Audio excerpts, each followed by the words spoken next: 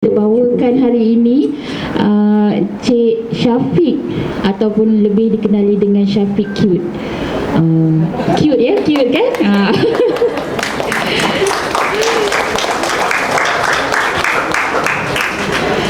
Baiklah, kalau sesiapa yang selalu melayari media sosial Facebook, TikTok ataupun Instagram, Encik Syafiq memang selalu berkongsi resepi-resepi yang mudah untuk kita cuba, ya, dengan gaya yang cute dia sambil memasak kan. Jadi saya ni lah, apa khabar Encik Syafiq ya, baik ya? Ya, baik. Okey, sebab saya ni dalam video tak bercakap. Ya. Okey kan? Kan tak bercakap, senyum je tu. Kali ni saya bercakap lah. Kan? Mungkin yang tak pernah dengar suara saya, sebab suara saya taklah sedap mana pun kan. Okeylah, sebelum kita memulakan bicara pada hari ini ya, ingin saya memperkenalkan bintang kita pada hari ini, Encik Muhammad Syafiq Zulkarnain, dikenali dengan Syafiq Cute, berusia 29 tahun. Rahsia. Berasal dari Melaka. Beliau telah pun mendirikan rumah tangga lah dan sudah mempunyai seorang anak, Baby Cute. Baby Cute. Dan kita hari ini ingin membicarakan ya, sebalik kelincahan Cik Syafiq, dia memasak di media sosial seperti yang kita nampak. Beliau adalah anak kelahiran Alu Gajah, Melaka. Tapi sebenarnya beliau adalah seorang pegawai forensik di Jabatan Kimia. Dia bukan setakat memasak je ya, sebenarnya Cik Syafiq ni adalah seorang pegawai forensik DNA. Ya, betul kan. Jadi dan juga seorang influencer masakan. Beliau selalu membuat demo masakan di jabatan-jabatan kerajaan juga, di swasta, termasuk Sabah. Ya. Abah ni baru-baru lah. Rasa minggu lepas. Ya, betul. Saya ada tengok tu. Pernah juga beliau muncul di pelbagai rancangan memasak, bual bicara dan lain-lain lah. Dan saya difahamkan untuk tahun ni Encik Syafiq mempunyai rancangan TV memasak.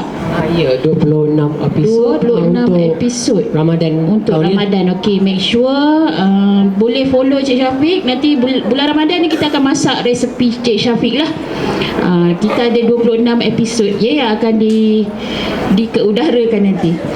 Okeylah, berbalik pada topik kita pada hari ini, kita akan dengar sedikit bicara dari Encik Syafiq. Tajuk kita sebenarnya pada hari ini adalah dari makmal forensik ke seni memasak. Jadi Cik Syafiq boleh ceritakan sedikit pengalaman Cik Syafiq bermula dari pegawai forensik kepada influencer memasak di laman sosial. Okay. Assalamualaikum dan selamat pagilah saya ucapkan kepada semua hadirin yang di hadapan saya inilah. Okey, terima kasih kepada perpustakaan perpustakaan Tuanku Bainun UPSI kerana sudi menjemput saya. Kata apa, datang ke sini. Okey, sebab ni pertama kali saya sampai ke sini. Pertama kali datang ke UPSI sebab sebelum saya mencuburi bidang forensik ni, cita-cita saya sebelum ni adalah nak jadi seorang cikgu. Sebab kan kita nak isi dalam permohonan UPU tu, okey, 8 tu, 5 daripadanya adalah opsi. Nombor 1, nombor 2 sampai nombor 5. Tapi last minute yang kedua tu nak kemas kini, saya tukar pula apa, saya tak orang kata apa, kimia kat atas. Tak tahu kenapa. Siapalah yang merasuk saya kan. Okey, sebab mungkin pengaruh TV lah time tu, CSI. Saya katakan zaman tu social media tak hebat sangat. Kita ada Facebook je, TikTok tak ada kan, Instagram pun tak ada. So pengaruh tu lebih kepada TV lah kan. So pengaruh kan. So adik-adik sini jangan terpengaruh sangat lah. So kena banyak fikir. Time tu saya perasan lah macam best lah pula CSI ni kan, nak jadi forensik lah. So alhamdulillah saya apply. So saya diterima masuk lah di Fakulti Sains Kesihatan di USM Kubang Krian, Kelantan. Kat sana saya belajar kat sana. Okay, and then kemudian saya bekerja di Jabatan Kimia Malaysia sebagai pegawai forensik DNA lah. So DNA ni so cerita CSI yang kita tengok kat TV tu membohong je lebih lah. So imajinasi tu tak sama seperti yang saya harapkan. So lebih kita kerja lebih dalam makmal. Okay, so kerja kita lebih kepada makmal. So maknanya bahan-bahan bukti kita tak terlibat secara langsung. Sebagai contoh, kalau ada kes pembunuhan, kes rogol, so kita tak terlibat secara langsung. Itu pihak polis yang akan settlekan. So dia ada investigator dia ada IO dia. Kemudian pihak polis akan ambil bahan tersebut dan hantar kepada kita. Kalau melibatkan macam kes rogol ataupun kes keracunan ke, ataupun tiba-tiba meninggal dunia kan, so dia akan hantar ke hospital dahulu. Hospital akan ambil sampel yang sesuai dan hantar kepada kita, dan kita akan buat analisis dan dapatkan profil DNA tersebut, dan kita akan buat perbandingan sama ada suspek ini ataupun mangsa ini berada di tempat kejadian ataupun match lah. Kalau match, seterusnya kita akan keluarkan report, dan seterusnya kita akan pergi ke mahkamah sebagai saksi pakar. Kita kena bagi keterangan dekat mahkamah lah. Seperti saya beritahu juga kan, dalam TV kan, kalau movie kita tengok dekat mahkamah dia fight, lepas tu dia bangkang, yang Arif objection, membohong lebih tu. Itu semua orang kata apa, tak ada benda-benda macam tu. So kita ada orang kata apa, standard operating procedure lah kan, macam mana kita nak bagi kita punya orang kata apa, kita punya witness lah, witness statement sebagai saksi pakar dekat mahkamah. Itu sebut sedikit lah kerjaya saya sebagai pegawai forensik DNA. Pada masa yang sama saya juga seorang social media influencer lah. Tak tahu lah orang gelar kan, social media influencer kan. So bermulanya di situ bila saya berkongsi resipi. Sebab sebenarnya dah lama dah sebenarnya saya berkongsi. Time tu mungkin biasa-biasa je followers, 40,000, 50,000 macam tu, biasa-biasa je time tu. So rezeki tu ada ketika waktu PKP yang pertama. PKP yang pertama kan, semua orang duduk rumah tak buat apa kan. So bila kita share, kita berkongsi satu resepi. First saya Elmer London, time tu meletup-letup daripada 40,000 terus naik 100,000. Time tu baru tu kita dikenali lah. So walaupun ada yang sekeliling kita kan cakap, okay ni Syafiq tak apalah, fokus kepada bidang influencer ni kan. Dia kata orang kata lebih masuk ke, tapi saya tak memilih lah ke arah itu, sebab saya lebih prefer dengan kerjaya sekarang saya ni. Sebab kerjaya saya ni profesional, tak semua orang boleh buat.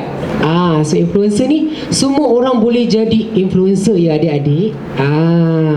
Semua orang boleh jadi influencer, tapi kalau nak jadi seseorang kan, nak jadi diri kita, nak jadi bidang profesional, tak semua orang boleh jadi.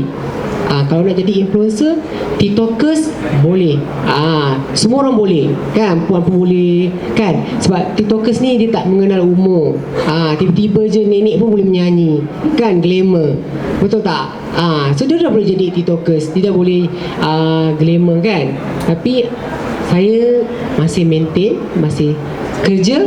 So yang sebagai influencer ni sebagai part time. Kalau ada, kalau tak ada. Tu bagi saya, sebab influencer ataupun social media ni saya rasa kita tahu, sebab teknologi zaman semakin berubah. Kita pun tak sure di masa akan datang apakah selain daripada social media, apa benda kita tahu masa depan kan. Itu bagi saya lah. Dah melalu dah panjang lah pula kan. Okey, seperti kalau sesiapa yang selalu melayari lihat Cik Syafiq ni, dia sentiasa apa orang kata, dalam keadaan yang kemas kalau memasak tu. Cik Syafiq balik kerja terus masak ke macam mana? Ada juga. So kadang-kadang kita balik kerja terus masak. So sebab kita dah prepare bahan-bahan tu. Kalau kita nak buat, kalau adik-adik yang nak jadi content creator ni kan, sebenarnya tak mudah jadi content creator ni, sebab kita dah kena fikir seminggu advance. Lagi kita ni bekerja, kita ni bukan full time. Kalau full time bila masa saja. So bagi yang bekerja, saya dah fikir dah, okay, seminggu menu nak masak apa. So bahan-bahan tu dah disediakan. Bahan-bahan kita dah potong siap-siap, and then kita terus balik kerja, terus je kita boleh buat masak. Tak payah tukar baju lah, okay, kata pakai je apa yang ada. So pagi-pagi tu dah kena elok-elok dah. Terus masak saja. Kalau benda bahan yang ada, insya-Allah senang sahaja nak buat. Tapi kita content creator ni, kita guna sekarang dah teknologi canggih, guna handset lah, tak perlu nak guna kamera yang canggih-canggih. Guna handset pun dah mudah sekarang. Janji konten yang kita buat tu sampai. Macam saya lebih, konten saya lebih santai lah kan, tak bercakap. Kadang-kadang ada konten kan berceloteh panjang kan. Kalau saya buat yang ringkas, kita jual sikit lah muka kan, senyum kan. Kan tarikan, pada masa sama masakan.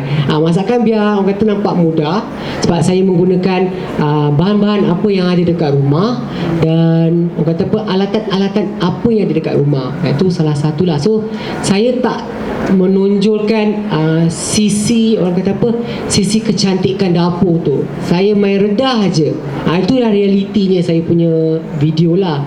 Nak bersepah kat belakang, bersepah lah, itulah dia. Sebab ada orang yang content creator, dia akan buat sudut yang cantik kan, yang lawak, itu terpulang pada masing-masing. Sebab bagi saya yang itu ambil masa. Macam saya tak bercakap. Bila buat content creator tak bercakap, so dia amat mudah. Saya off je masuk lagu dan buat caption. So kalau bercakap, kita kena voice over pula. Voice over pula nak kena beli pula alatan, nak kena bilik yang kedap bunyi. So memang tak mudah sebenarnya nak buat konten ni sebenarnya. Kadang-kadang nak buat konten ni kena berfikir apa benda orang nak buat. Kadang-kadang konten ni menjadi, kadang tak menjadi. Okey, saya ialah sebagai yang mengikuti yang mengikuti Cik Syafiq ni, saya tertanya-tanya juga, kebanyakan masakan yang Cik Syafiq buat yang menggunakan bahan-bahan yang sedia ada tu, pernah tak masakan yang Cik Syafiq buat tu tak jadi? Tak jadi. Masak apa tak jadi? Dia kalau dia dekat kamera tu dia jadi je. Rezeki dekat situ lah. Yang tak jadi tu ada sebenarnya, tapi tu mungkin di belakang kamera. Tapi kita bila, kalau insya-Allah lah, saya rasa kalau bila di hadapan kamera kita nak record ni kan, kita keluarkan modal untuk memasak. Bukan murah cakap kan, lagi-lagi barang semakin mahal kan. So kita kena prepare, kena buat sehabis baik, insya-Allah jadi. Kalau tak jadi rugi. InsyaAllah. So far Alhamdulillah lah, terjadilah. Alhamdulillah lah ya. Tak pasti lagi lah kan kita ni kan. Kalau masak jasa tak jadi ke kan. Tak tahulah. Yang penting saya rasa kita perlu kreatif lah dengan apa yang kita buat. Macam Cik Syafiq hanya menggunakan bahan-bahan yang ada ada. Seperti yang Cik Syafiq kata, bahan-bahan pun sekarang semakin mahal kan. Jadi make sure lah kita pun lepas ni masak, mak ibu-ibu kan, ayah-ayah yang masak tu make sure jadilah depan ni kan. Yelah, sebab kalau macam saya pun kalau nak ingat semua resepi pun kan, kita tak ingat semua resepi. Saya pun buat juga rujukan dekat internet, tapi saya ubah kita orang kata apa, kita amend sikit lah, ubah sesuai dengan kita, sesuai barang-barang yang mula dapat. Kadang-kadang kita masak ni kan, kadang-kadang contoh nak baking kan, kadang kita nak gunakan bahan-bahan tu yang memang susah kita nak dapat kan. Lagi-lagi kalau kat kampung kan, kadang-kadang kita punya konten ni sampai ke kampung, kadang-kadang dia tanya kat mana nak dapat apa ni, gelatin contohnya kan, kampung mana dapat. Kadang-kadang kedai bakery dekat kampung tak ada, kadang kat bandar pun tengok juga, kadang susah nak jumpa, kadang tak ada. So saya akan ubah supaya kita punya resepi ni sampai orang boleh buat. Biasanya kita takkan buat tu susah. Kadang-kadang kita tengok ada konten yang lain kan, yang susah, canggih-canggih, cantik, tapi kita boleh nak buat, kita hanya mampu tengok je. Tapi kalau boleh kita nak konten, kita buat konten ni supaya orang mampu buat dengan bajet yang minimum. Okey, ada juga soalan saya ingin tanya kepada Cik Syafiq. Cik Syafiq terlibat dengan bidang orang kata apa, dari forensik DNA, tiba-tiba memasak. Jadi apa yang mendorong Cik Syafiq meminati bidang masakan ni? Okey, yang mendorong saya meminati, sebenarnya saya dah lama dah, dari kecil lagi saya dah memang diajar memasak. Okey, ketika tu saya berusia macam lebih kurang 10 tahun. Time tu mak bekerja, okey, ayah juga. So time tu ayah orang kata sakit, arwah ayah sakit. So bila sakit tu, so kami kena berdikari. So time mak pun bekerja, so mak ambil kerja shift petang saja, so pukul 3 sampai pukul 12 malam. So kami bila balik sekolah tu mak dah prepare semua, tapi time tu arwah ayah sakit belum puasa.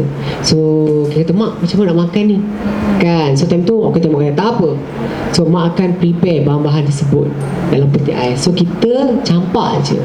Saya ingat lagi saya punya menu pertama kari ayam. Time tu jadi, so mak balik kerja pukul 12 malam, makan sedap juga. Time tu membuat-buat habislah dapur. Time tu kena maki lah. Kena marah lah dengan mak kita kan, habis dapur aku, dia kata. Dah minat yang budak kan. Time tu budak, habis kita semua nak cuba.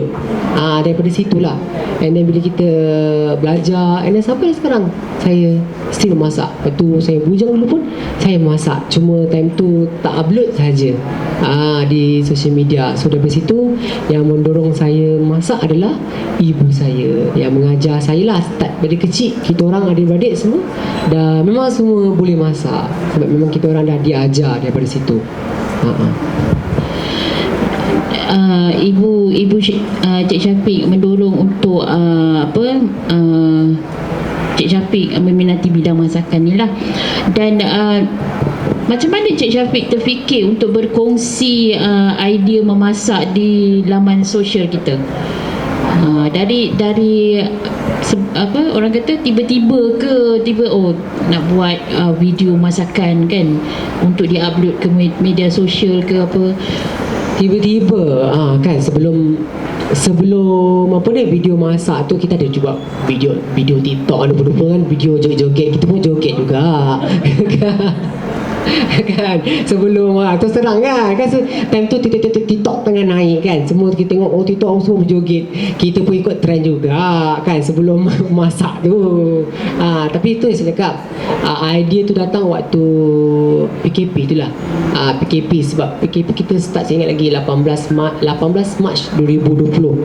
So first PKP kita time tu masih belum lagi lah kan, masih berjoget-joget lagi lah. Tapi bila start bulan puasa tu, seminggu sebelum berpuasa tu, saya kata, sebab saya memang buat kuih raya tu tiap tahun.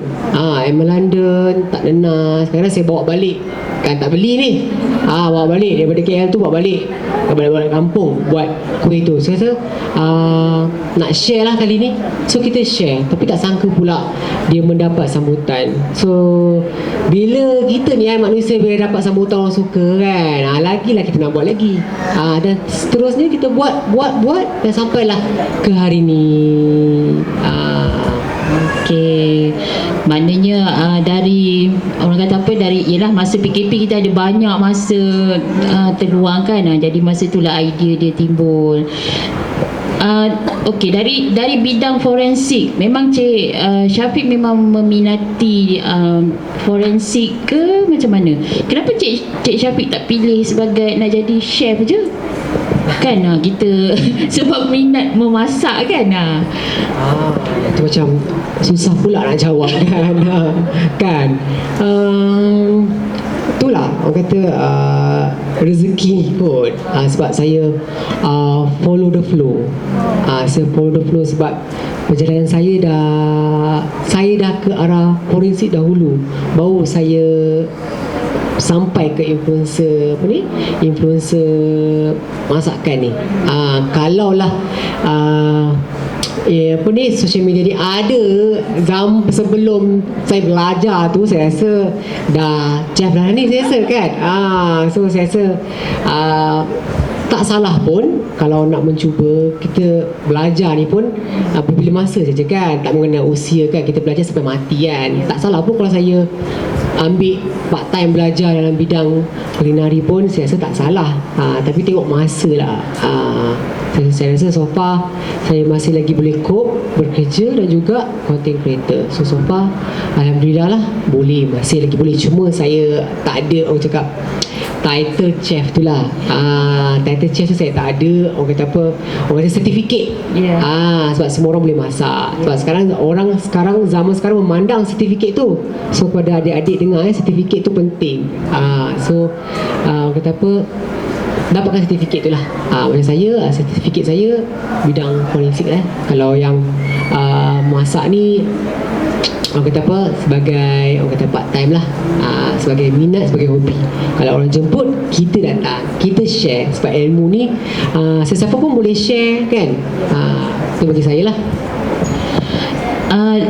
Cik Syafiq pernah terfikir untuk menyambung promosi menyambung pelajaran untuk orang kata apa, sebab sibuk kita ada jadi pensyarah ke kan, untuk kita ada fakulti yang sekarang ni di UPSI. Saya nampak dia pakai baju chef. Ya betul. Kulinari ya? Ya, kulinari. Kita ada sekarang ni sebab kita open market sekarang, jadi kita ada course tu ya. Technical dan vocational. Ada terfikir baru buka lah. Lama dah. Itulah tak tahu kan. Sebab sebelum ni Cik Syafiq kan, dia sebelum dia masuk sebagai pemilihan dia sebagai forensik kimia, dia kata dia nak jadi cikgu. Manalah tahu kan, ada niat ke nak masuk UPSI ke. Saya minat cikgu. Kalau itulah, kalau dalam video kan kita bercakap, tapi kalau saya suruh bercakap takut tak berhenti pula kan. Sebab orang Melaka kalau bercakap kan, walaupun dekat-dekat macam ni, cakap macam jauh kan, 200 meter kan. Tu orang Melaka. Kan. Saya dulu memang minat mengajar kan. Mana Melaka? Okey, cakap dah. So memang saya minat juga mengajar. Sebab dulu masa saya sebelum saya masuk jabatan kimia pun, saya pernah kerja dalam bidang swasta. So kita ada masa saya pun ambil juga part time tuition dululah. Saya buat pergi kelas tuition. Saya buat juga tuition di rumah. So saya ada adik saya panggil kawan-kawan kau. Saya mengajar juga. Setahu saya masih tadika lagi lah. Lepas tadika saya paksa adik saya mengajar di cikgu. Dulu. Dia dulu memang saya minat jadi cikgu. Kata saya sampai ambil di PLI lah. Di PLI pun saya tak lepas time tu. Ambil minat punya pasal time tu kan. So saya rasa kalau saya tak dapat forensik tu, saya mungkin cikgu sekarang ni katnya. Kan. mungkin akan jadi cikgu ataupun pensyarah di UPSI, mana tahu ada rezeki. Cik Syafiq, Kalau jemputan boleh jadi fellow ke kan. Berkongsi pengalaman, kadang-kadang pengalaman dengan orang kata apa, orang yang teori ni berbeza kan. Pengalaman kita yang hadap sendiri kan. Lagi dalam bidang social media, macam mana kita nak hadap kecaman kan, pujian. Kadang-kadang kita rasa macam baca kecaman tu macam sakit di hati kan. Tapi kita kena let go. Macam mana kita nak hadap dengan dunia globalisasi kan. Lagi macam mana nak main social media ni, algoritma. Sebab social media ni berbeza-beza. Macam Facebook lain, Instagram pun lain, TikTok pun lain, YouTube pun lain. Sebab diorang punya algoritma berbeza-beza dan diorang punya target people dia pun berbeza-beza. So macam Facebook more to the makcik-makcik, golongan tu. So masa Instagram dia golongan yang pertengahan, dia muda-mudi, macam kita, saya kan. TikTokers ni dia new generation kan. Tapi ada makcik-makcik yang kakak kat sana, dia ada account je tapi dia tak buat. Dia just tengok je, nak shopping, just dia usah-usah je. Dia ada account je just untuk usah je. Tapi dia ada account yang gambar dia dekat Facebook. Saya tahu. So kita tahu bidang-bidang mana yang kita rasa boleh pergi kan, bidang yang boleh, mana kita boleh boost ad untuk kita dapatkan orang kata apa, pendapatan daripada situ pun boleh sebenarnya. Facebook pun kita boleh mendapatkan pendapatan daripada Facebook sebenarnya. Kalau kita ada page daripada YouTube, so segala benda tu lah kita nak berkongsi. Kadang waktu bila kita nak post, so macam mana kita nak create content kan dalam masakan kan, adik-adik ni apa, PPKI. PPKI kan. Kadang-kadang nak buat konten masak macam mana kan, macam mana nak attract people, nak tengok. Kadang orang tak tengok pemasakan tu, orang nak tengok kita. Kadang-kadang orang nak tengok environment, mata dia nampak je di apa, kau punya papan pemotong tu hitam. Benda tu yang dia nampak, yang lain tak nampak. Dek, kuku kau panjang. Dek, kau tak pakai glove. Tapi saya rasa kalau nak handling makanan kan, saya rasa kita tak perlu menggunakan glove sepatutnya. Sebab glove yang kita pegang ni kan, kita dah pegang merata dah. Betul tak kan? So kalau kita guna tangan secara direct, kita tahu tangan kita ni kotor ke tidak. So kita akan sentiasa basuh. Yang ni apa yang saya tahu. Saya tengoklah viral baru-baru ni, macam ada satu kedai tu dia menggunakan glove. Dia menggunakan glove masa nak penyediaan makanan. Tapi orang KKM ke saya tak tahu sure, orang pokok kuasa dia kata salah sebenarnya. So kalau nak buat kita nak buka kedai ke, nak buka booth ke makanan, so kita kena pergi kursus penyediaan makanan dan kita kena ambil injection typhoid tu lah. Itu apa yang sebab saya pun ada pengalaman untuk membuka booth sebenarnya. So nak handling makanan tu, glove tu nak guna kena sentiasa bertukar. Kalau tak, guna tangan anda. So tangan anda pula kena sentiasa bersih. Tapi biasalah netizen, bila nampak tangan jijiknya, kotornya. Itulah netizen. Dia tak tahu apa yang sebenarnya dia nampak. Dia nampak benda tu je. So macam mana nak hadap, itulah dia sebenarnya netizen. Kadang-kadang netizen ni dia benci kita tanpa sebab, hate for no reason. Ada je dia nak complain, padahal aku tak kenal kau pun. Dia benci kita tanpa sebab. So kita pun rasa macam oh tak apa, so kita ignore saja. So kita just teruskan. So kalau rasa benda tu betul, so kita just teruskan. So make sure lah ada orang di sekeliling kita yang menegur kita lah. Kadang-kadang kalau kita dibuai mimpi yang terlalu indah, kadang-kadang kita pun lupa diri kan. So kena adalah someone, orang terdekat kita untuk menegur. Netizen pun mempunyai kuasa untuk menegur, tapi kita ambil yang baik. Kalau yang terlalu negatif tu, just let it go. Sebab memang kadang sangat-sangat negatif. Itu belum lagi Facebook lah, bawang tu banyak sangat. Dia punya attack, dia punya tu kan. Tu ada beza sebenarnya. Terasa pula ya, saya memang dari awal Facebook ya, saya mengikuti Cik Syafiq dari Facebook, makcik-makcik lah ni. Jadi kalau Instagram pun saya baru follow sebenarnya. Sebab saya lebih tengok konten Cik Syafiq di Facebook, dan TikTok saya memang ada account tapi untuk shopping saja. Macam yang Cik Syafiq kata tu lah. Saya ingin bertanya pada Cik Syafiq. Cik Syafiq menduga tak berada di tahap ini sebagai influencer yang ramai orang kenal, ramai orang kata apa? Seakan-akan selebriti lah macam tu. Kan? Ada tak Cik Syafiq menduga, oh tiba-tiba terkenal macam ni, dijemput ke sana untuk memberi ceramah dan sebagainya? Dulu sebelum jadi influencer ni kita dah tahu ada influencer luar so kita bila kita jadi influencer ni baru kita tahu, oh macam ni rupanya. Sebenarnya tak duga pun, kita just nak share resepi tu supaya orang kenal supaya kita kenal kat social media. Tapi tak sangka lah kita dikenali. Tapi saya dikenali di kalangan makcik-makcik, kakak-kakak je. Kalau yang muda-muda ni, adik-adik, dia tak kenal sangat saya. Kalau dia kenal pun, dia kenal melalui mak bapak dia, atau bukan bapak lah, mak. Kadang-kadang mak dia masuk grup, ataupun mak dia kata, kau tengok budak lelaki ni nak pandai masak, dia tunjuk kat anak perempuan dia. Nanti anak perempuan dia pun DM saya, Syafiq, mak saya suruh saya berkenalan dengan awak. Time tu lah waktu bujang. Adalah juga kan, time tu saya dikenali di kalangan orang kata apa, itulah yang orang golongan yang orang kata apa, berusia makcik-makcik, kakak-kakak. Yang muda tu kurang lah. Kalau saya pergi mana-mana tu adalah yang menegur lah, yang menegur saya. Kalau orang muda tu dia lalu gitu je.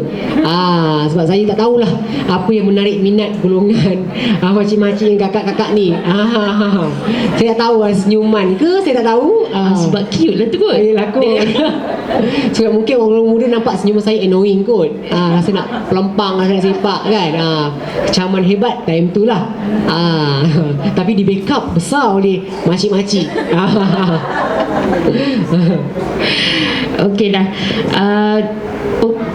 Untuk Cik Syafiq sampai ke tahap ini sebagai orang kata apa, peranan influencer dalam masyarakat, terutamanya untuk generasi muda sekarang ni, apa pandangan Cik Syafiq untuk generasi kita, untuk adik-adik kita yang ingin terlibat menjadi mungkin ada di kalangan adik-adik kita ni nak jadi influencer? Saya punya pesanan lah kan. Jangan setkan minda kan, tetapkan hati. Kalau social media, content creator ni, kalau boleh lah, ni bagi saya lah, nanti kan dapat kecaman pula kan. Kita macam, influencer ni memberi saranan fix kan. Tak, ini bagi pandangan saya, macam social media influencer ni, jangan jadikan ia sebagai kerjaya. Jangan jadikan sebagai full time kerjaya. Saya lebih galakkan, saya lebih sarankan jadikan social media influencer atau content creator ni sebagai part time. Bukannya sepenuh masa.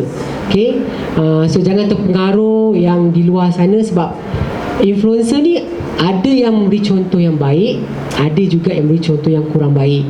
So kita sebagai orang, sebagai manusia ni kan, so kita kena lebih banyak, orang kata apa, buat rujukan lah. Kena banyak berfikir. So kepada golongan yang lebih dewasa, kena nasihatilah golongan-golongan yang orang kata apa, remaja kan, yang fragile ni, kadang-kadang ikut kata hati, aku nak jadi influencer, nak jadi content creator. Kadang-kadang tak nak sambung belajar pun, sebab dia nampak, sebab ada yang influencer SPM gagal pun, tak ambil SPM pun dah kaya raya. Dek, itu 1 dalam sejuta dek. Tak semua yang berjaya yang ditonjolkan dalam social media. Sebab dalam social media ni dek, sebenarnya dek, kan semuanya dunia tipu-tipu je dek. Yang ditonjolkan hanya yang cantik-cantik saja, yang bagus-bagus, yang buruk-buruk ditolak ke tepi.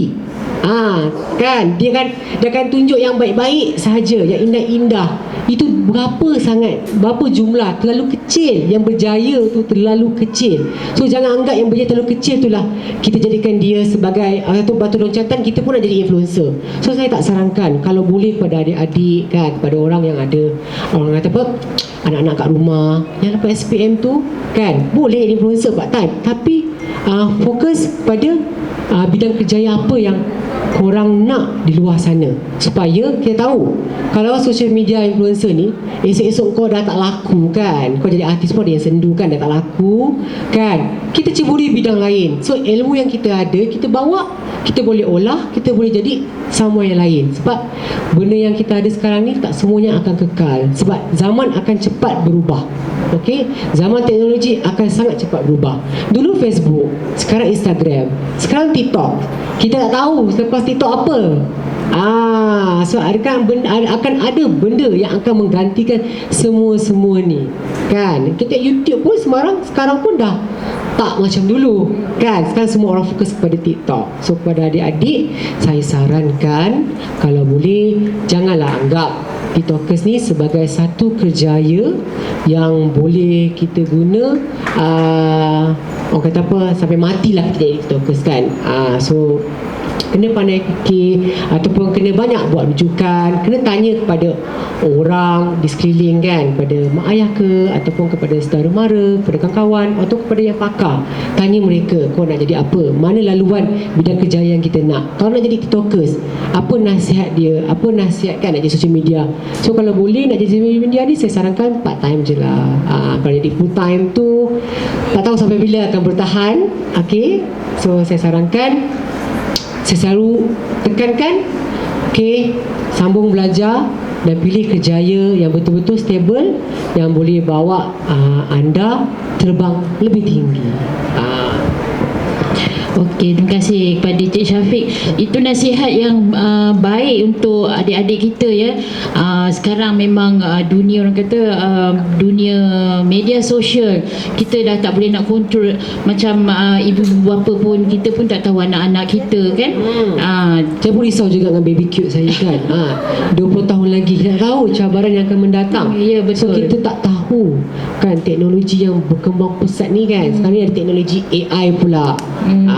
Itu pun kena hati-hati juga kan. Kita tak tahu macam mana benda ni akan mempengaruhi kehidupan seharian kita. Sebab memang betul-betul mempengaruhi lah kan. Sebab kalau kita tanya anak-anak kita bila kecil, "Dek, kenapa kau buat macam ni, Dek?" "Sebab boleh, Dek."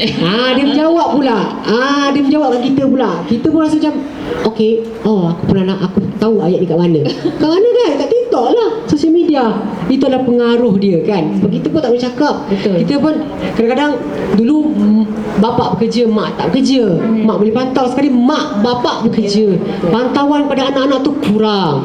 Kan? Kita pun tak boleh nak salahkan mak ayah kan. Kadang-kadang kita pun, kadang kita balik kerja kita penat kan, anak pula mengamuk. So handset, gadget adalah salah satu penenang kan. Kita faham kadang-kadang netizen tetap buat kecaman pada kita, pada yang kecam kita tu dia pun sendiri buat benda yang sama. Betul tak? Kan? Dia akan buat kecaman, kenapa pergi gadget lah, tak boleh lah, screen time lah, macam lah, dia lah yang terpaling tahu. Tu saya rasa apa yang kita buat, kita je yang tahu. So buat benda yang baik, kata apa, yang penting tak melanggar undang-undang lah. Tak melanggar undang-undang, tak melanggar hukum. InsyaAllah kita just teruskan sahaja. Okey, mungkin soalan yang terakhir saya ikut. Lepas ni kita ada soal jawab dari penonton. Kita ada sediakan juga sedikit cenderahati.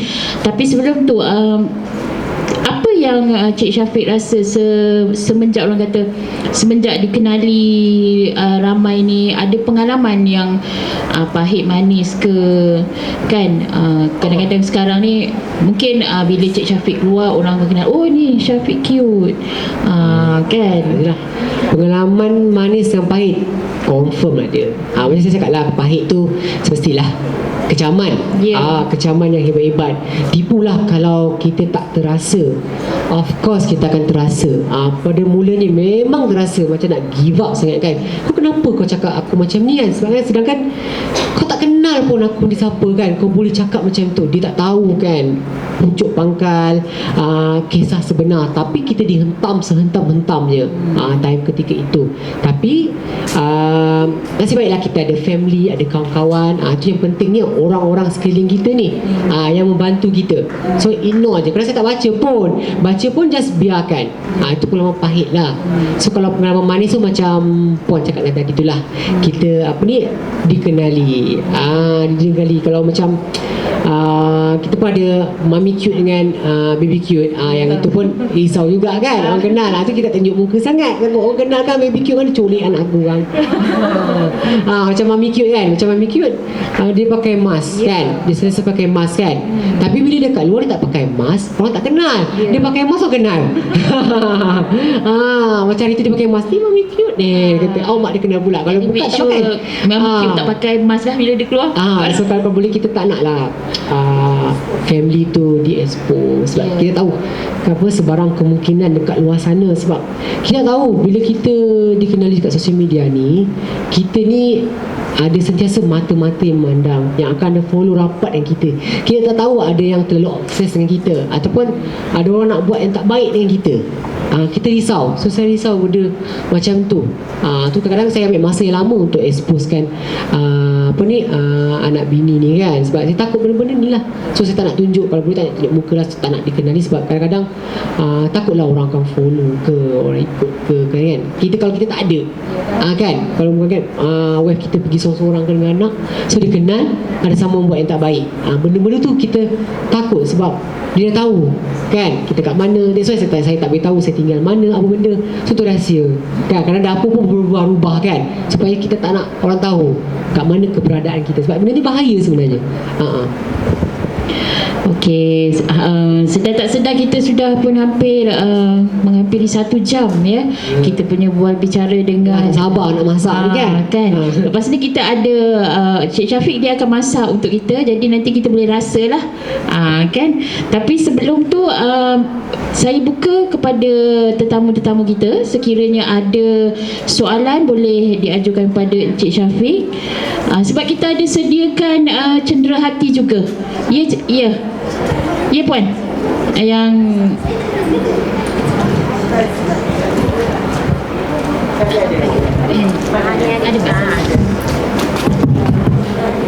terima kasih atas kesempatannya. Perkenalkan, nama saya Dini dari Indonesia. Wah, salam dari Malaysia. Salam kenal. Alhamdulillah bisa berada di sini. Yang luar biasa, kesempatan yang luar biasa. Mudah-mudahan bisa dimengerti kan bahasa saya. Ya, saya mengerti. Saya pun ramai followers dari Indonesia juga, Bu. Saya ingin bertanya, apa tips dan triks untuk percaya diri berkomunikasi biar cepat akrab dengan lawan bahasa kita, dengan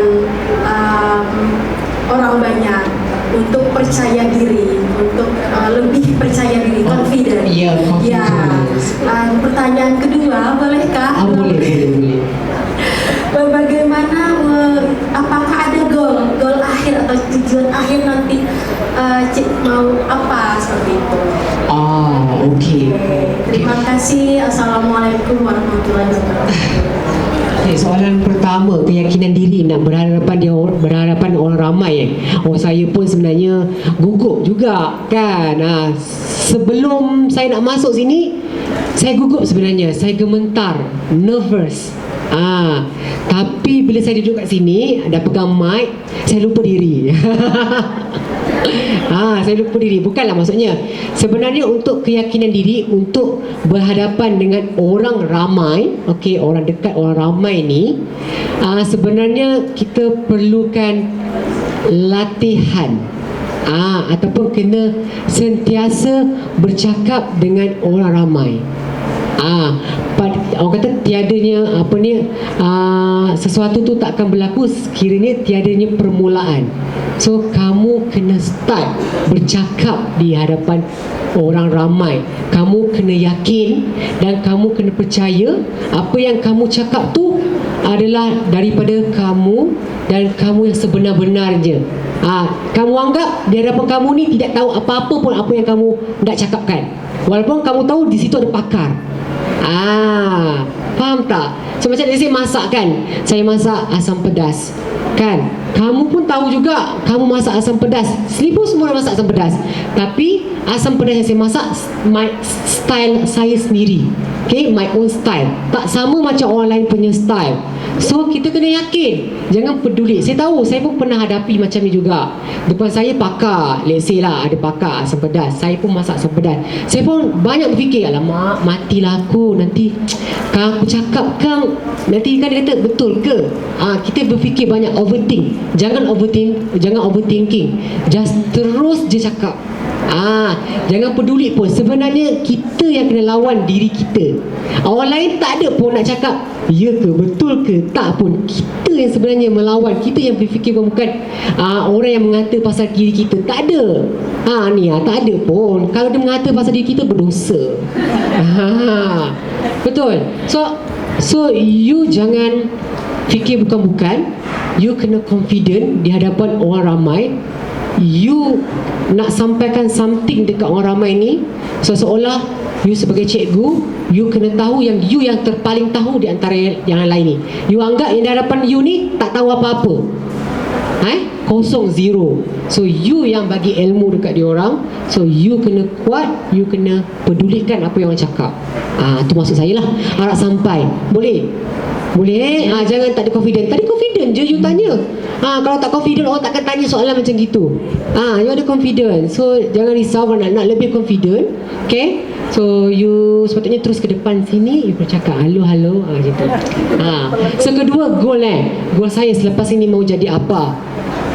Betul? Yeah. So kalau boleh saya mau jadi pakar forensik DNA kan. And then pada masa sama, seiring lah kan, mana tahu saya boleh buka kedai restoran. Itulah saya punya goal lah. Menjawab ya Ibu soalannya ya, terima kasih. Ada soalan lagi? Ada soalan dari siapa? Dari adik. Dari adik tu dulu. Dari adik yang belakang tu. Adik nak tanya apa?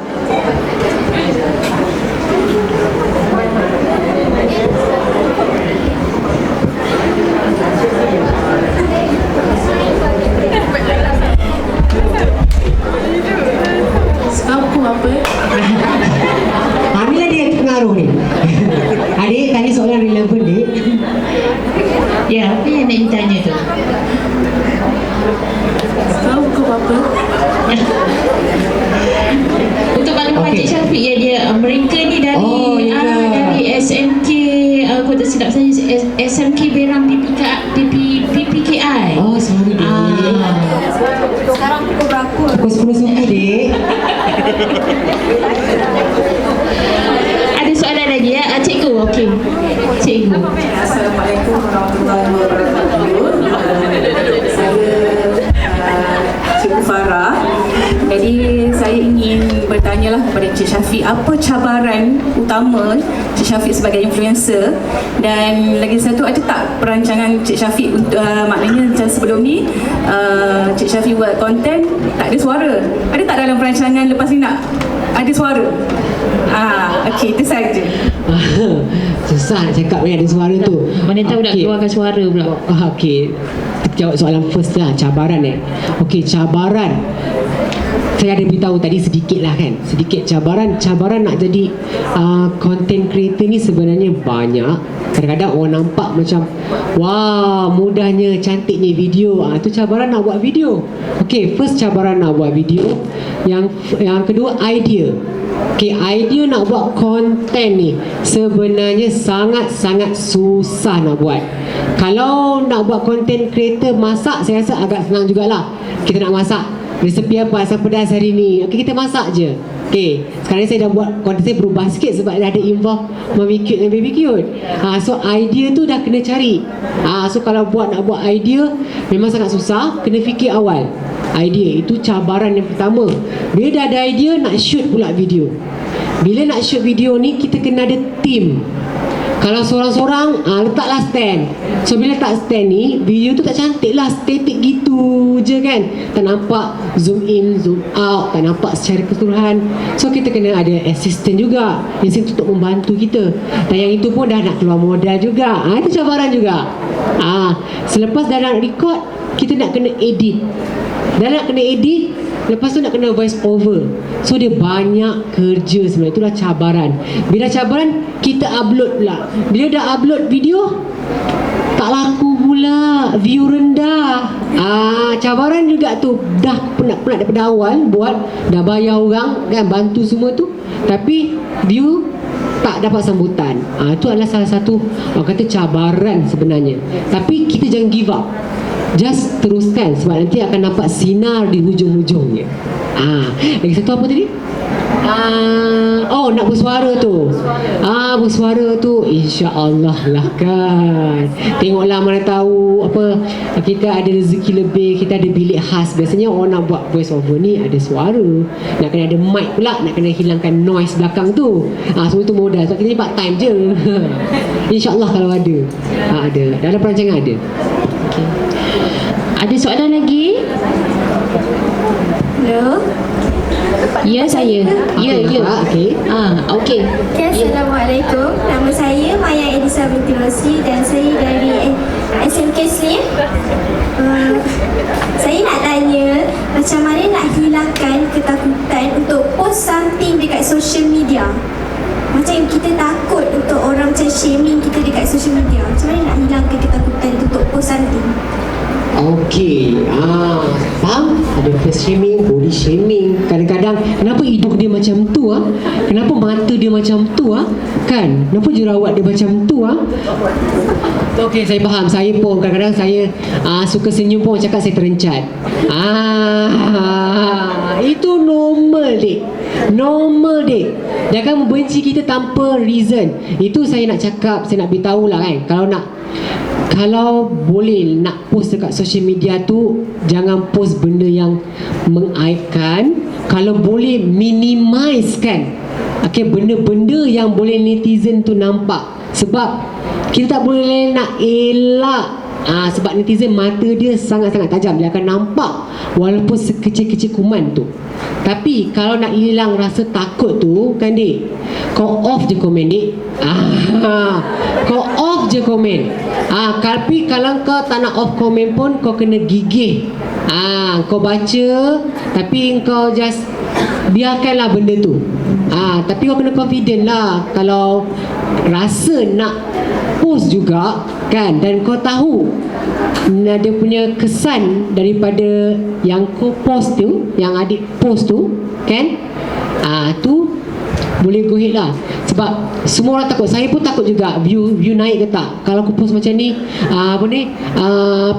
bini aku pakai tudung sengit ni, nampak ke tak. Kadang yang mata tajam ni, biasalah perempuan kan, tudung sengit, tudung divert, tudung tu straight lah, beli mana tudung tu cantik pula, baju tu lah, jangan nampak membontoti lah, jangan ni lah, aurat bini ternampak sikit lah, lengan tu lah. Semua-semua tu ada, dek. Ya, abang dah lalui dah. Lalui. So mulanya kita akan rasa takut, rasa sedih, tapi kuatkan hati. Just post je. Ni aku punya social media, kau peduli apa? Macam tu. Jangan kisah. Lama-lama kau akan terkenal satu reality, dek, di Bukit Bintang. Menjawab ya untuk soalan adik tadi. Ada soalan lagi? Siapa tu? Okey.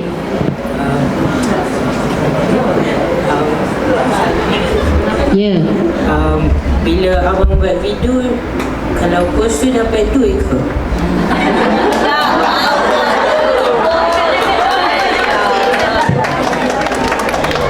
Okey, dek. Okey, saya beritahu dalam dunia social media ni, influencer ni kan, so dia ada yang memberi pulangan, ada yang tidak memberi pulangan. Okey, sekiranya adik ni mempunyai followers 100 orang sahaja, 100 orang sahaja followers, adik post adik tak akan dapat apa-apa. Mungkin dapat kecaman ataupun pujian. Okey, tapi kalau adik mempunyai followers yang ratusan ribu, adik post, okey, someone yang akan nampak, company akan nampak dan akan endorse adik. So dia akan datang kepada adik, okey, saya nak review lah, duit akan masuk lah. Daripada situ. Dan yang boleh memberi pulangan adalah, ni setahu saya lah, di YouTube dan juga di Facebook. Facebook bukan Facebook personal. Facebook adalah Facebook page. Yang itu dia akan monetize dan akan memberi pulangan kepada kita. So video yang kita post, iklan akan masuk dan kita akan dapat duit. Sama juga seperti YouTube. YouTube pun juga ada, sebab YouTube dengan Facebook dia ada dia punya stage by stage. Followers berapa hours video kita, dia akan open. Okay, you punya dah layak untuk monetize. Monetize mean dah layak untuk dibayar. Itu ada. Boleh kalau nak buat YouTube boleh, tapi jangan give up lah. Kalau rasa orang view 10 je, tak nak buat lah, tak ada, jangan. Buat je, nanti kita akan FYP juga, tapi ambil masa. Jangan give up, itu sahaja. Ada bagi pulangan, ada yang tidak. So kalau kita tengok ada YouTuber yang kaya juga, tapi TikTokers ni pulangan dia tu live lah dek. Kau buat live dek, orang bagi gift tu dapat lah duit. Tapi kena pandai lah dekat situ, sebab dia masuk duit bukan ringgit, dia masuk dalam dolar. So kat situ ada details pula. Kalau bawah umur rasanya tak boleh, bawah 18, sebab kat situ untuk YouTube dengan Facebook dia ada had umur, sebab dia perlukan cukai, dia perlukan details, account bank, semua everything untuk kita masukkan dalam untuk dapat duit tu. So nak dapat duit tu selepas 18 lah, ataupun ada guidance penjaga yang jaga, tu boleh. So boleh je. Kita nampak kalau siap. So menu hari ni kerabu apple hijau. So ada pernah makan tak? Pernah rasa tak? Pernah dia tu kan.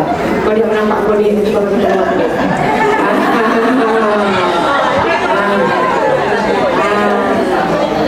Boleh rasanya sebab dari sains rumah tangga kan.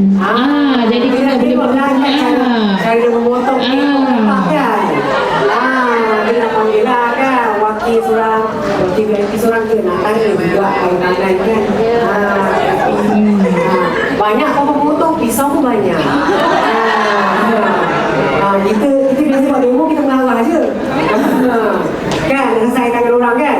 So mudah saja bahan-bahan dia kita guna bahan-bahan apa yang ada kat rumah. Yang bezanya adalah apple hijau. Okey, sebab apple hijau ni dia dengan apple merah lain sikit dia rasa. Okey, kalau boleh cari yang apple hijau, apple yang rangut lah. Saya tak tahulah rangut ke tak kan. Dia orang pilih. Okey, sebab ada limau pula apple juga ada yang tak rangut. Okey, jadi dia kena make sure rangut. So dia sangat sedap lah. So kita ada tomato, kacang potong, bunga kantan, jadi pun cantik bunga kantan, timun jepun, kalau tak ada timun biasa pun boleh, daun ketumbar, serai, kita ada juga lada merah. Ikan bilis ni kita dah siap goreng. Kalau nak sihat lagi, air fryer. Okey, so ni sihatnya ya. Bawang merah, cili hijau, kita ada garam, gula, sos ikan dan juga kita punya air asam lah. Okey, air limau. Okey, yang ini adalah air garam, betul? So air garam ni selepas kita potong apple hijau, kita masuk sebentar dalam ni supaya dia tak lebam. Okey, sebab apple ni akan lebam, dia akan dioxide. Okey? Okey, so kalau saya buat ni seorang-seorang memang tak sempat. Okey, boleh nak jemput boleh tak VIP seorang? Boleh. Kita jemput cikgu ke atau ni membantu seorang saja dengan seorang lagi yang adik yang cakap yang pernah tu. tu. Tadi yang pernah rasa tu. Mari kita jemput ke sini. Jemput cikgu. Sini.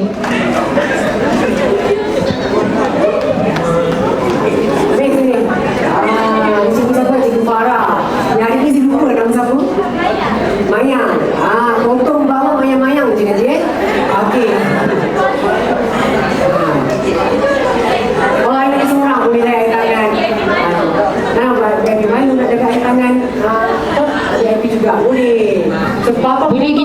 kita minta kita punya mantan KP.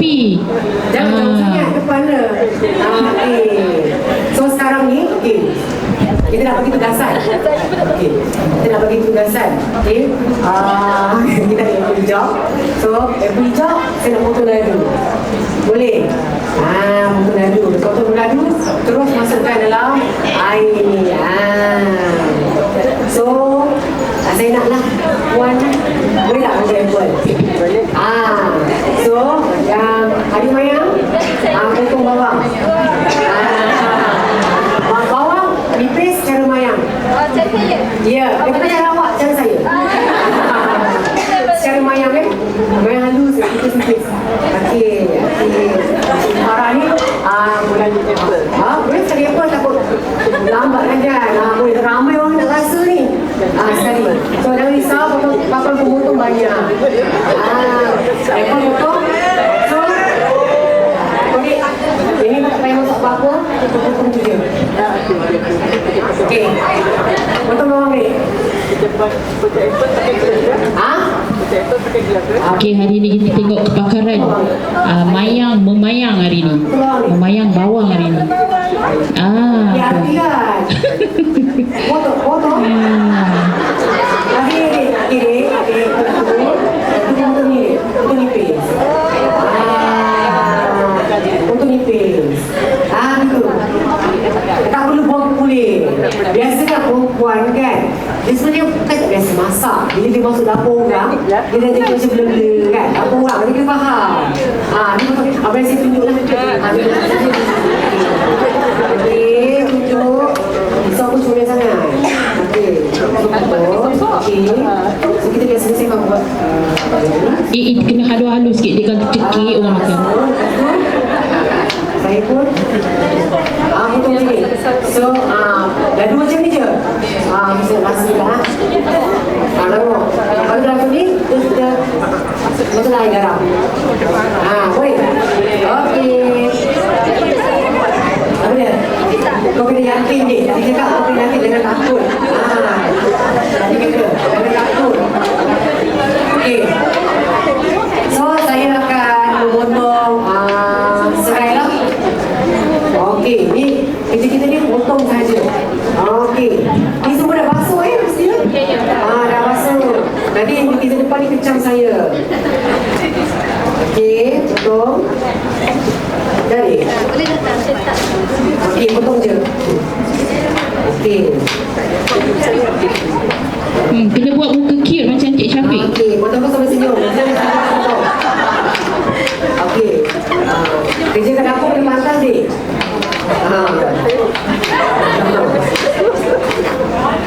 Okey. So, serai ni kita pun potong halus lah. Okey. Tak payah banyak pun tak apa. Saya akan gunakan dalam Gigil tu. dalam 4 batang. Okey. Okey. Cuba ni. Sebiji cuba lah. Tengok pada nangis lah. Okey.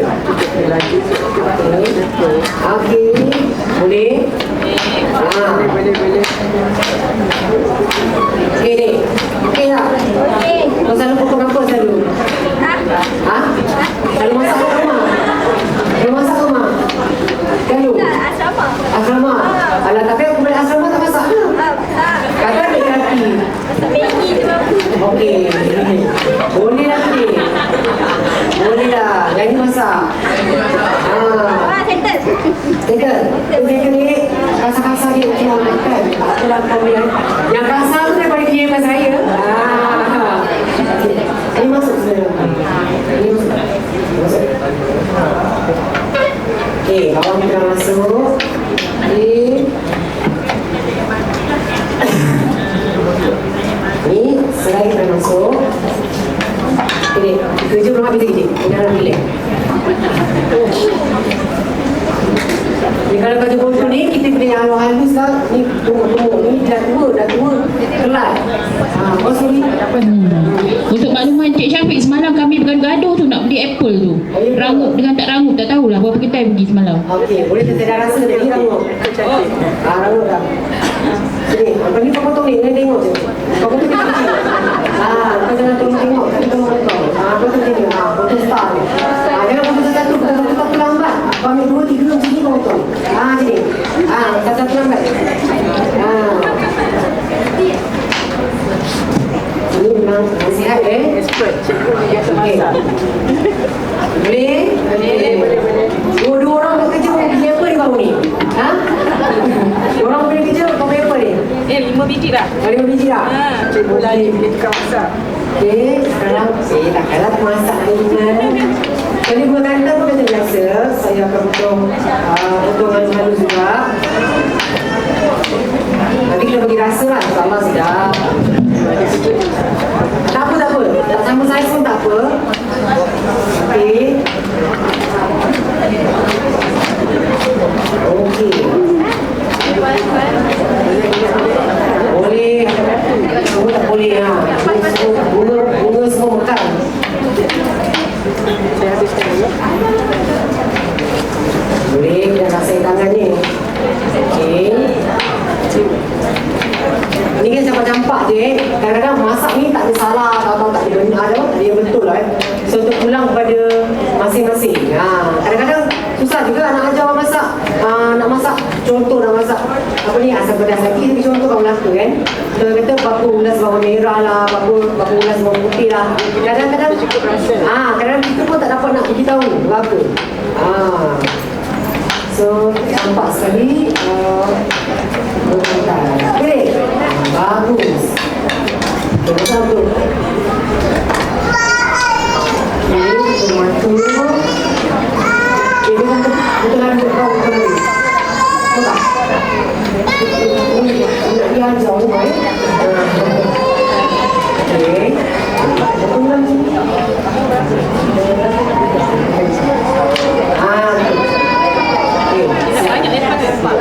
Seperti berapa yang beli hijau kan? Dia banyak juga. Ramai orang rasa ni. Takkan nak buat beli hijau je. Ya.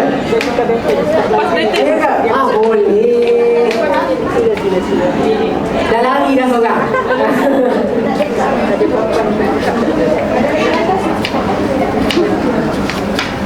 Okay, saya pun potong limun. Okay, limun. Potong dari dulu lah. Kalau boleh nak buang dia punya biji lah. Kalau boleh lah. Kalau boleh tak apa. Buang dia punya biji tu lah. Tak boleh biji sangat tadi.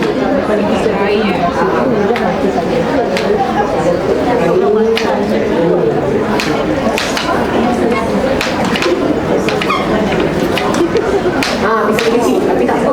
Pisau banyak potong. Hati-hati dek, pisau nak potong tangan tu. Apa dia? Bagus. Okey. Aku tak sabar tunggu dah, lain makan.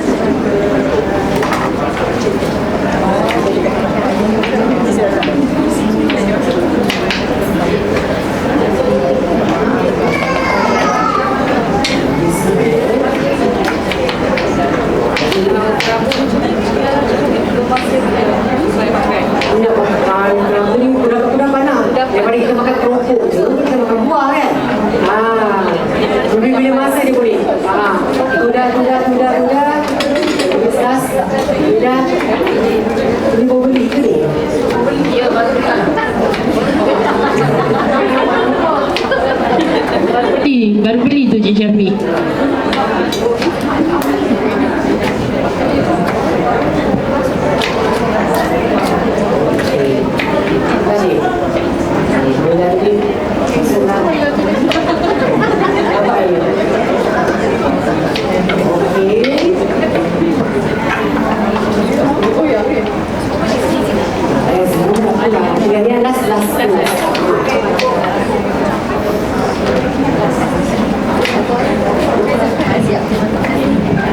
11.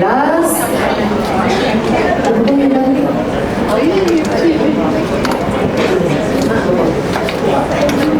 Cik Syafiq ada permintaan lah. Dia suruh Cik Syafiq senyum. Senyum. Ya, dia tak ada kamera depan. Senyum mana kan? Dia ada kamera. Seperti ni. Okey.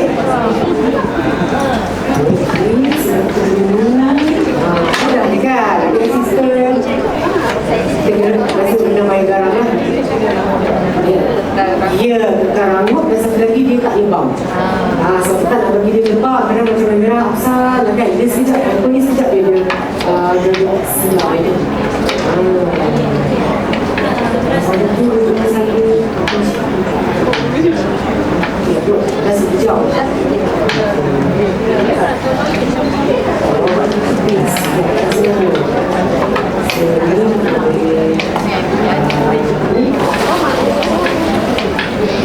Scan.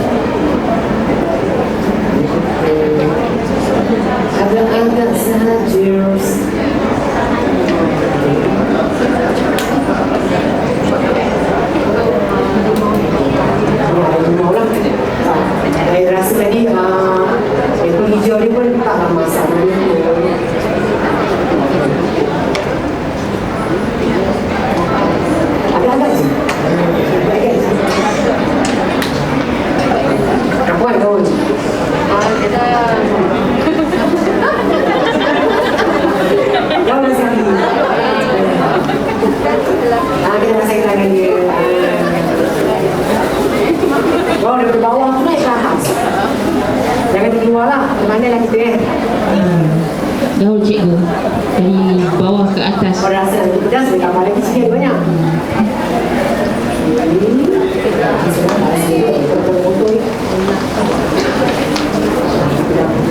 Merah ni tak pedas.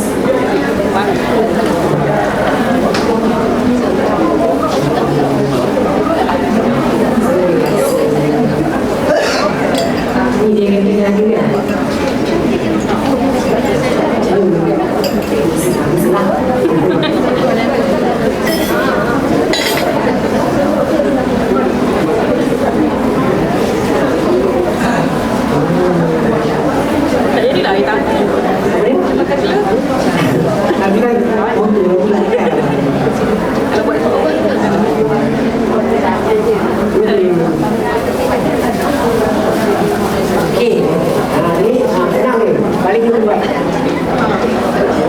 Akhirnya